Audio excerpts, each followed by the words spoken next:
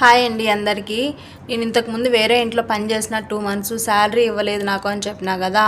అవునండి, నేను బెహ్రెయిన్కి రాకముందు ఇంటికాడ ఉన్నప్పుడు నాకు ఏమని చెప్పినారంటే, నీకు ఏం ఇబ్బంది వచ్చినా మేము చూసుకుంటాము, మేము ఇల్లు మారుస్తాం, నీకు ఇల్లు బాగాలే కట్టి అని చెప్పి ఏజెంట్లు అయితే రప్పించినారు నన్ను. ఇక్కడికి రప్పించిన తర్వాత ఫస్ట్ 1 మంత్ చేసిన. ఈ 3 పిల్లోళ్ళు ఉంటారు అని చెప్పినారు. ఇక్కడికి వచ్చినాక అక్కడికి వెళ్ళి చూస్తే 7 మంది పిల్లోళ్ళు అయితే ఉన్నారు, 3 పిల్లోళ్ళు అయితే లేరు. 7 మంది పిల్లోళ్ళు ఉన్నారు. ఒకటే మనిషి, పని మనిషి క్లీనింగ్ చేయాలా. చిన్నపిల్లలు 3 ఉన్నారు, బడికి పోకుండా ఉండే పిల్లలు, బడికి పోయే పిల్లలు 4 ఉన్నారు. అంతా కలిసి 7 మంది, పెద్దవాళ్ళు 2, 9 మంది. 9 మందికి పొద్దున్నే టిఫిన్, మధ్యాహ్నం లంచ్, మళ్ళీ నైట్కి 3 పూట్ల నేనే చేసేదాన్ని. వాళ్ళ బట్టని చేసినా కూడా 2 మంత్స్ అయితే నీకు ట్రైనింగ్ ఇచ్చిన అని చెప్పేసి నాకు డబ్బులు అయితే ఇవ్వలేదు శాలరీ. మళ్ళీ ఆ 2 నెలలు శాలరీ ఇవ్వకుండా మళ్ళీ నా దగ్గర అయితే 1,00,000 రూపాయలు.